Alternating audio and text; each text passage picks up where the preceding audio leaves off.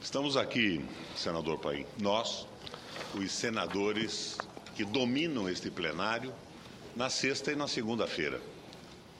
Eu, Vossa Excelência, o senador Mozarildo, e está faltando hoje, uma ausência excepcional, o senador Cristóvão Buarque. Vossa Excelência se referiu ao fato de eu presidir a Comissão de Educação do Senado. Isso me faz lembrar que, antes de ontem, nós tivemos uma audiência na comissão com o ex-senador Aloysio Mercadante, atual ministro da Educação. E essa audiência nos entusiasmou sobremaneira. O senador Aloysio demonstrou um domínio absoluto dos assuntos da educação brasileira, uma vontade enorme de acertar e uma sintonia perfeita com os senadores da comissão, independentemente de partido. Porque, afinal de contas, o problema da educação não é um problema partidário, é um problema do Brasil e tem que contar sempre com o apoio de todos os senadores. Quero fazer uma referência agora a uma resolução do Tribunal de Contas da União sobre o pedágio do Paraná. Rememorando, senador Paim, quando eu fui candidato ao governo do Estado, o ex-governador Jaime Lerner tinha inventado um pedágio brutal por delegação da União, pedágio feito pelo Estado do Paraná. Eu bati duro, porque o pedágio era um absurdo completo, e nesse processo todo e na disputa eleitoral, eu estava avançando e, com clareza, iria ganhar a eleição. Então, o governador Lerner, o autor do pedágio, o elaborador das concessões, baixa um decreto reduzindo o pedágio em 50%. Ele que fez o pedágio, que estabeleceu o preço absurdo, decreta a redução em 50% do preço do pedágio do Paraná. E aparece na mídia, toda a mídia altamente subsidiada pelo governo do Estado, como o herói que havia reduzido a tarifa. Eu perdi a eleição por 90 e poucos mil votos, num eleitorado de milhões de habitantes. Mas logo depois, voltando a assumir o governo, o governador faz um acordo na Justiça com os empresários concessionários e eleva a tarifa, que ele havia reduzido pela metade, para o dobro mais 16%. E nesta elevação, para compensar o tempo em que o absurdo não foi cobrado, ele, representando o Estado do Paraná, abre mão das obras que a concessão original havia estabelecido. Eu fui governador depois. Depois do Lerner, eu assumi o governo do Estado. Mais de 40 ações na Justiça, mas o Judiciário do Paraná e o Judiciário brasileiro ficava com aquela conversa do pacta sunt servanda. Os contratos têm que ser observados. Se o governador anterior assinou, tem que valer. E eu não consegui reduzir o pedágio numa luta insana. A imprensa toda contra o governo, apoiando os pedágios, e o Judiciário suportando nessa tese do pacta sunt servanda os contratos que espolhavam o usuário do pedágio no meu Estado. Mas agora o Tribunal de Contas da União, através de uma resolução, determina que o governo do Estado faça a revisão, porque a supressão das obras ocasionou um lucro rigorosamente absurdo para as empresas pedagiadas. E não é só, então, para reduzir agora, mas é para devolver o que durante esses anos todos foi cobrado a mais. Eu faço aqui uma proposta para o governador Beto Richa. Eu não gosto dele. Eu acho que é um governador superficial, ligado ao interesse dos negócios, que não sabe o que é interesse público. Mas eu sou senador do Paraná. E sempre que o governador tomar uma medida que atenda aos interesses do nosso povo e da nossa gente, eu estarei com ele, apesar de pessoalmente não suportá-lo. E eu faço essa proposta agora. Se o Beto Richa, que todos sugerem que foi financiado nessa última campanha pelos interesses das concessionárias, superar essa circunstância inibidora e resolver assumir a postura de defesa dos interesses do povo do nosso Paraná, ele pode contar comigo aqui no Senado. E, com certeza, pode contar também com os 2 outros senadores do Paraná, porque essa postura é uma postura necessária e nós não faltaremos a ele. Ainda sobre pedágio. O governador Jaime Lerner, sem licitação alguma, concedeu a autorização de exploração do Caminho da Lapa, uma estrada que liga Curitiba à velha cidade da Lapa. Nós fomos à Justiça. Tentei anular essa concessão sem licitação. O Judiciário do Paraná garantiu a permanência dessa concessão. Mas o Ministério Público Federal, porque a Justiça tem contradições também, não há uma postura única por parte do Ministério Público, do Judiciário, através da multiplicidade dos seus juízes, foi contra o Lerner. E, finalmente, senador Paim, o ex-governador Jaime Lerner foi condenado a uma pena, se não me engano, de 3 anos e 6 meses de prisão, ou 3 anos e 8 meses de prisão. Muito pouco divulgada pela mídia do Paraná. Mas foi condenado. E não está preso porque tem mais de 70 anos de idade e se vale desta condição para não cumprir a determinação prisional. Pois muito bem. O Lerner condenado por um pedágio absolutamente incorreto. Mas o pedágio continua funcionando no Paraná. A Justiça Federal condena o governador, mas o pedágio ilegal se mantém funcionando e faturando ao arrepio de todos os princípios legais. Isto é o Paraná que eu enfrentei na minha luta contra o pedágio, na defesa dos interesses do povo. Por isso eu faço essa proposta ao Beto Richa agora. Supere os seus financiadores, os seus aliados de campanha, tenha um estalo como o do Padre Vieira e defenda os interesses do nosso Estado e contará conosco de uma forma decidida e firme nesta luta. Mas, na verdade, senador Paim, eu pretendia hoje fazer um discurso e até preparei aqui um improviso, meu improviso das sextas-feiras. E, neste preparo, eu pensei que esse meu pronunciamento deveria ter um nome, uma denominação. E, se fosse o caso, escolheria algumas denominações. Todas elas inspiradas em ditados populares. Por exemplo, eu poderia chamar esse meu pronunciamento em "de como fazer cortesia com o chapéu alheio". Ou "é mais fácil dizer do que fazer". Ou "mentir grande ou mentir pequeno. Tudo é mentir. Pecado confessado, meio perdoado". Ou ainda, "quem com lobo anda, aprende a uivar". E, por fim, o popularíssimo, que é a denominação que eu escolho nesse momento: "mentira tem pernas curtas".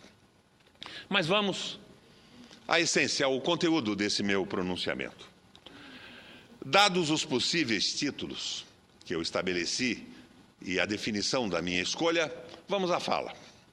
Quando fui governador do Paraná, pela primeira vez, entre 91 e 94, para revigorar a cultura do café, do que o Paraná fora o maior produtor do Brasil, desenvolvemos uma nova forma de plantio, o café adensado. E aqui dou um crédito também a uma personalidade que, inclusive, nas campanhas, e hoje não é meu partidário, é meu adversário, segundo consta, o Alexandre Beltrão, que era nosso representante em Londres, naquele tratamento das cotas do café.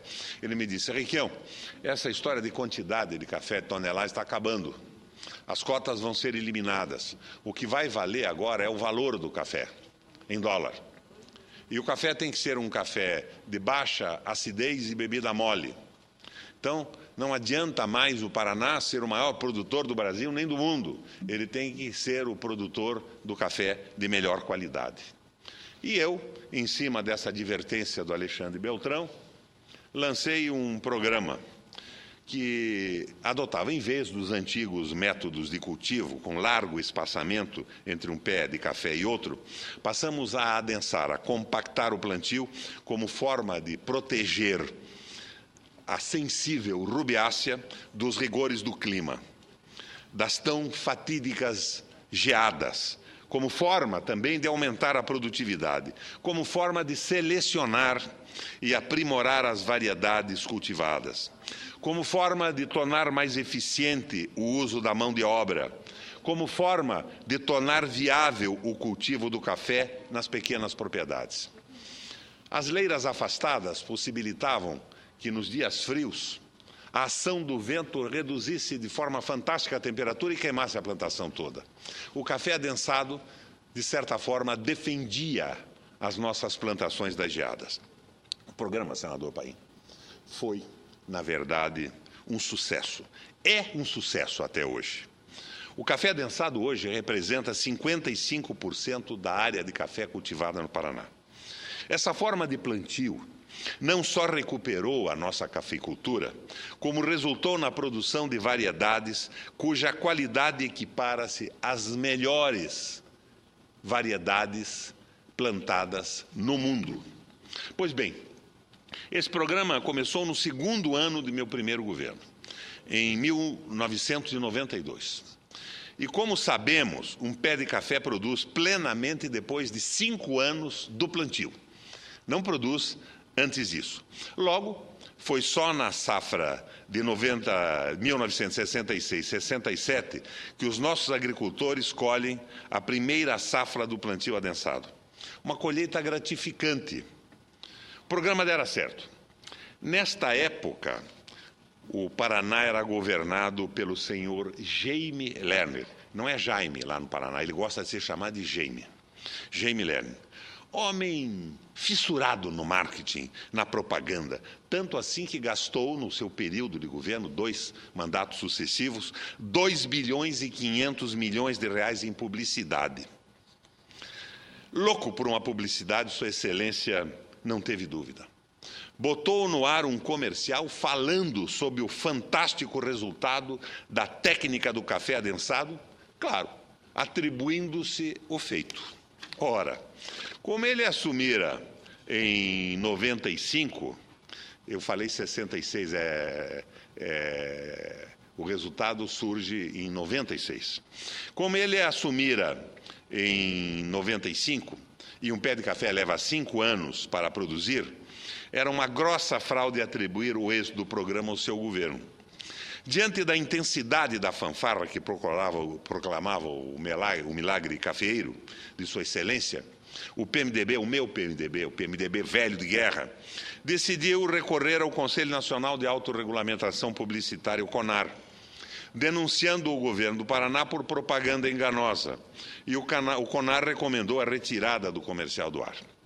O tempo passa, o tempo voa, e a esperteza não se cansa de ser esperta, embora muitas vezes a esperteza vire bicho e coma o esperto. Pois não é que meu outro sucessor, o agora governador Carlinhos Alberto Richa, repete a astúcia, sem nenhum pudor. Depois de um ano de absoluta apatia, de indolência, entroniza-se como o governador do crescimento industrial, o governador dos recordes na geração de empregos, o governador dos centros de referência em educação básica e profissional, das 260 bibliotecas cidadãs, das clínicas da mulher e da criança, o governador das casas populares. Vamos lá. Vamos fatiar e examinar cada avançada de Sua Excelência nas obras do governo alheio, nos resultados das ações do governo alheio. Segundo dados divulgados pelo IBGE na última semana de janeiro deste ano, desde 2002, a indústria paranaense cresceu bem acima da média nacional, enquanto o crescimento industrial de meu estado, perceba o número, senador Paim, Enquanto o crescimento industrial do meu estado foi de 55,7%, o crescimento médio nacional foi de 28,9%. A metade. O crescimento nacional foi a metade do crescimento do Paraná. Depois do Paraná, São Paulo vem com um índice de 34,3% e o Paraná com 55,7%. E Minas, com 32,4%. São Paulo e Minas, depois do Paraná, que cresceu 55,7%, foram os estados que mais cresceram industrialmente no Brasil. Por que o Paraná cresceu tanto assim durante o meu governo? Vossa Excelência já destacou o nosso salário mínimo regional, que deu poder aquisitivo aos trabalhadores. Porque os empresários usufruíram de bom ambiente fiscal, proporcionado por uma política tributária inovadora e ousada. Porque durante todos os dias de meu governo, minha obsessão foi reduzir impostos, trocando tributos por empregos, por mais desenvolvimento. Cito, senador Paim, exemplos da nossa política fiscal: diminuição das alíquotas do ICMS, dilação de prazo de recolhimento do imposto com mais vantagens para quem investisse e gerasse empregos nas regiões menos desenvolvidas do Estado. É o que o governo federal do Lula e da Dilma tentam fazer com o nosso Nordeste do Brasil. Eu fiz com o interior do Paraná com sucesso. Diferimento das vendas industriais de parte da alíquota, de 18% para 12%. Imposto zero para as microempresas e redução a 2% em média da alíquota das pequenas empresas. Dilação do recolhimento do ICMS sobre energia elétrica para as indústrias, a fim de possibilitar a elas aumento do capital de giro. Redução do ICMS de 100 mil produtos de consumo mais frequente pelos assalariados. Os bens de consumo salário, aquilo que o trabalhador compra com o salário que recebe. Logo depois da explosão da crise financeira mundial, eu tentei contrabalançar a crise financeira mundial com estas medidas efetivas que um Estado pode tomar. Não tomei mais porque não tinha nas mãos o poder da República. Para que não houvesse queda no consumo de alimentos, de calçados, de tecidos, de produtos farmacêuticos e de higiene, de fogões, geladeiras, máquinas de lavar roupa, máquina de costura, cortei o imposto dos 100 mil itens de consumo salário para manter a demanda em alta, estimulando a produção e mantendo emprego.